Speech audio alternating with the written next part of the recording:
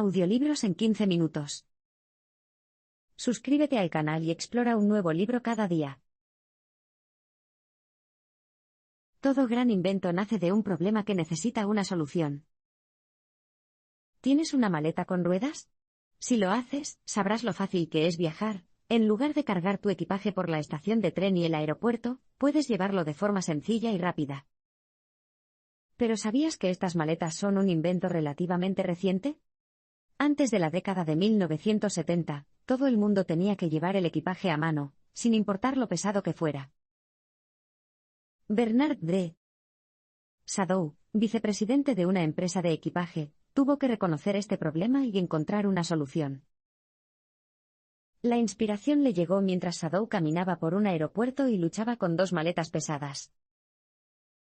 Muy familiarizado con el problema, Sadow encontró la solución cuando vio a un empleado del aeropuerto empujando una plataforma con ruedas sobre la que descansaba una máquina pesada. ¿Por qué el equipaje no debería tener ruedas también?, pensó Sadow. Pronto, desarrolló y patentó un prototipo. Su primer diseño se vendió bien, pero no era perfecto. Las ruedas estaban colocadas en el lado largo de la maleta y, si tirabas demasiado fuerte, te golpeaban las piernas, sin mencionar que al doblar las curvas hacía que se cayera. Como Sadow solo usaba su producto durante sus vacaciones, no vio la necesidad de dedicar tiempo a mejorarlo. Pero un piloto de una aerolínea llamado Robert Plath, que necesitaba algo más que una simple maleta de vacaciones, decidió jugar con la bolsa de viaje. Finalmente, después de mucho trabajo en su taller privado, Plath desarrolló la maleta que conocemos hoy en día, puso las ruedas en el lado correcto, y añadió un asa sólida para que la maleta no se volcara ni se enrollara contra las piernas. El diseño de Plath se convirtió en el producto universalmente apreciado que la gente usa cuando necesita viajar. Entonces, ¿por qué Robert Plath pudo construir una maleta mejor que Sadow? Bueno, dado que Plath tenía que viajar todos los días, comprendió mejor el problema, lo que, a su vez, le permitió encontrar una solución mejor.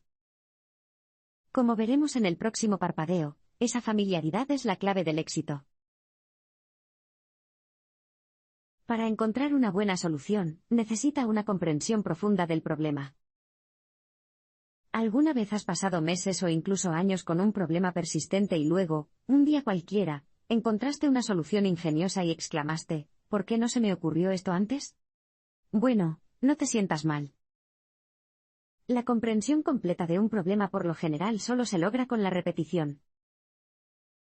Adam Smith lo explicó en 1776, escribió que uno de los beneficios de tener trabajadores en una fábrica es que pueden convertirse en inventores al enfrentarse a la misma tarea o problema a diario. Uno de esos trabajadores de una fábrica era un chico que se encargaba de accionar una palanca todos los días. La repetición constante llevó al niño a pensar de manera ingeniosa, automatizó la palanca atando una cuerda alrededor de ella, y conectándola a otra parte de la máquina. Ahora podía dar un paso atrás, y observar cómo la palanca de la máquina se movía sola.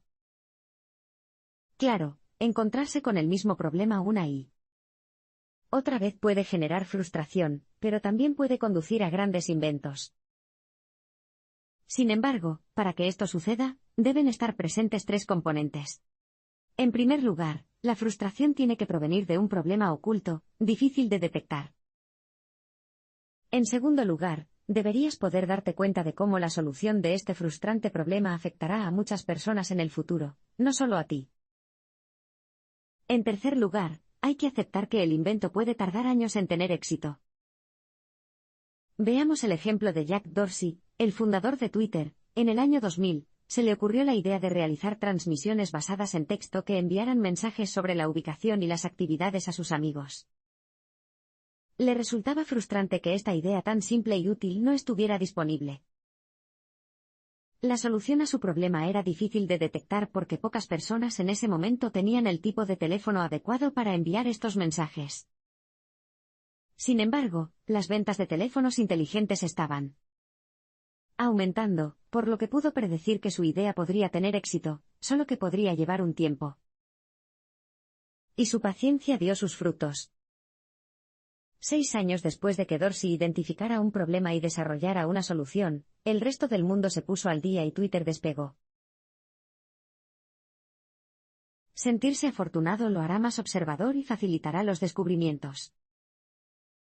¿Alguna vez has tenido la sensación de que has sido bendecido con buena suerte? Si ese es el caso, puede que seas excelente para encontrar soluciones. El profesor de psicología Richard Wiseman sugiere que las personas que se sienten afortunadas son más observadoras y saben identificar mejores soluciones útiles. En un experimento, Wiseman reunió a un grupo de personas, todas las cuales se consideraban afortunadas o desafortunadas. Entregó a todos un periódico y les pidió que contaran las fotografías que había en él. En la segunda página del periódico, se escribió un mensaje: dejen de contar, hay 43 fotografías en este periódico. Resultó que las personas afortunadas en realidad tenían una mayor probabilidad de darse cuenta del mensaje. Encontraron la solución en solo unos segundos, mientras que los desafortunados tardaron unos 2 minutos. El autor tiene un término para estas personas increíblemente observadoras: superencuentros. Los superencuentros son grandes inventores porque no se centran exclusivamente en un problema. En cambio, exploran, especialmente cuando no están seguros de la respuesta. Esto amplía su perspectiva y les brinda más oportunidades de descubrir y crear. Este comportamiento también se presenta en un experimento realizado por el psicólogo Mihai Csikszentmihalyi. Preparó una sala, la abrió a los estudiantes de arte, y les dijo que escogieran y dibujaran objetos dentro de ella. 2 grupos evolucionaron, un grupo eligió objetos y comenzó a dibujar inmediatamente con un concepto en mente. Uno de esos estudiantes simplemente tomó un libro y un sombrero y los dibujó. El otro grupo se tomó su tiempo para observar diferentes objetos de diferentes maneras. Estos estudiantes miraban las cosas a través de un prisma de vidrio, y abrían libros para ver las páginas individuales. Como resultado, sus dibujos se basaron en la improvisación, la exploración y el descubrimiento. 7 años después, Csikszentmihalyi se puso en contacto con los estudiantes, y descubrió que la mayoría del primer grupo no podía mantenerse por sí misma, y había dejado de pintar. Sin embargo, muchas personas del segundo grupo se convirtieron en artistas o maestros profesionales. Sin embargo, como aprenderás en un abrir y cerrar de ojos, la suerte ya no es suficiente. Hoy en día, los datos son lo que impulsa el descubrimiento. Hoy en día, los descubrimientos no se basan en la suerte sino en los datos. ¿Sabías que el Viagra se inventó por accidente? De hecho, muchos descubrimientos médicos se encuentran por caminos que los científicos pensaban que llevarían a otra cosa. Y hoy en día descubrir algo por accidente nunca ha sido tan fácil. Esto se debe a que vivimos en la era digital. El Big Data se ha convertido en un tema tan común que ha surgido una nueva clase de científicos, los especialistas en bioinformática. En lugar de esperar un golpe de suerte, los especialistas en bioinformática crean su propia suerte utilizando ordenadores, y comprobando los resultados de miles de experimentos anteriores para revelar conexiones ocultas. Un informe de McKinsey de 2013 muestra que esta forma de investigación realmente tiene valor. Se llama minería de datos y estiman que tiene un valor de alrededor de $100.000 millones al año. Una de las principales ventajas de realizar descubrimientos mediante la minería de datos es el tiempo que ahorra. Al permitir que las computadoras busquen entre las enormes pilas de datos, se ahorra el tiempo y el dinero que costaría a los equipos de científicos hacerlo. De esta forma podrás analizar miles de ensayos médicos en una sola tarde. Como puedes suponer, la cantidad de datos de la industria médica es enorme. De hecho, ya se mide en petabytes. Y un petabyte equivale a 1.000.000 de billones de bytes. Los algoritmos actuales de extracción de datos pueden comprobar esta información que de otro modo no se utilizaría en un tiempo récord, lo que lleva a descubrimientos sorprendentes, como nuevos usos de medicamentos antiguos. Por ejemplo, considere la imipramina. Se desarrolló como antidepresivo, pero las investigaciones descubrieron que también podría usarse contra el cáncer de pulmón de células pequeñas. Antes de la minería de datos, realizar este tipo de descubrimiento habría llevado décadas. Hoy en día puede ocurrir con una rapidez increíble y... En el caso de la imipramina, los investigadores pasaron de analizar los datos a realizar ensayos clínicos en unos 2 años. Pero la minería de datos no es la única ventaja que tenemos hoy en día, como veremos en un abrir y cerrar de ojos, también es más fácil crear algo de la nada. Crear algo de la nada es posible, e incluso puede salvar vidas. ¿Sabías que hay un código de colores para los brownies del helado Ben & Jerry's? Es cierto, y se generó con un sistema que se creó de la nada. Este invento se remonta a la década de 1960, cuando Lawrence Herbert era copropietario de una imprenta llamada Pantone. Durante este tiempo, Herbert se encargó de encargar tintas y se dio cuenta de un problema: cada proveedor utilizaba pigmentos de color diferentes. Por lo tanto, dependiendo de a quién haga el pedido, cada color será diferente. Herbert tuvo una idea brillante: un sistema de codificación por colores llamado Pantone que funcionaría como un lenguaje universal, algo que todos los trabajadores de la industria gráfica pudieran utilizar. Cada color tiene un número correspondiente. Por ejemplo, Daffodil Yellow igual Pantone 123. Creó una página de muestra y se puso manos a la obra para convencer a la industria de su potencial. Aunque presentar Pantone no fue fácil, Herbert nunca se dio por vencido y, finalmente, se hizo popular. En la década de 1970, Pantone ganaba más de $1 millón al año en derechos de licencia. Herbert logró crear un invento valioso de la nada: todo lo que tenía era una idea y un trozo de papel. Y todavía encontramos este tipo de magia inventiva hoy en día. Basta con considerar un descubrimiento importante sobre el intestino humano. Las investigaciones modernas muestran que los microbios de nuestro intestino son cruciales para nuestra salud. Sin embargo, si los niveles de estos microbios se desequilibran, las consecuencias pueden ser mortales y provocar enfermedades como la infección estomacal por Clostridium difficile o C. diff. Aquí es donde entra en juego el invento de la nada. Los científicos descubrieron una forma única de curar a las personas con C. diff, con heces humanas sanas. Los médicos utilizan microbios de las heces de un donante sano, y los trasplantan al intestino de la persona enferma mediante infusión. Con este método, lo que de otro modo sería una infección mortal se puede curar en cuestión de horas. Esto nos demuestra que las nuevas ideas brillantes pueden provenir de cualquier parte, y es otro ejemplo de un invento increíble que se crea de la nada. Además, no se necesitan grandes fondos ni un equipo de científicos para crear un invento increíble. Como queda claro en el siguiente parpadeo, todo lo que necesitas es imaginación. Intentar predecir el futuro te ayudará a crear grandes inventos. Wayne Gretzky fue quizás el mejor jugador de hockey sobre hielo de la historia. Y su éxito tenía un secreto: siempre iba hacia donde se dirigía el disco, no hacia donde había estado. Esto es exactamente lo que hay que hacer a la hora de inventar. Se llama previsión y no es una tarea fácil. Para ayudarte con esto, puedes jugar al juego Wayne Gretzky. Imagina el mundo dentro de unas décadas e intenta imaginar qué tecnología existirá. Basa tus pensamientos en cómo crees que el deseo humano y la tecnología seguirán evolucionando. Para ver este juego en acción, podemos echar un vistazo a Xerox. En la década de 1970, Xerox previó el futuro y descubrió lo que querrían los expertos en tecnología: una estación de trabajo personal para el mercado de consumo, con un ratón, un procesador de textos, y una interfaz gráfica de usuario. Sin embargo, pronosticar con precisión no siempre es tan fácil.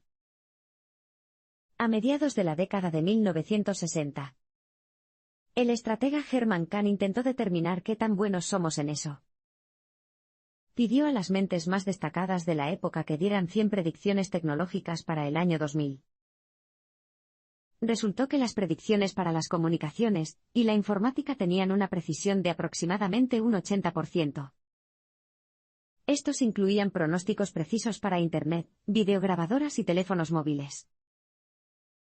Las peores predicciones tenían que ver con el transporte, la medicina y la arquitectura.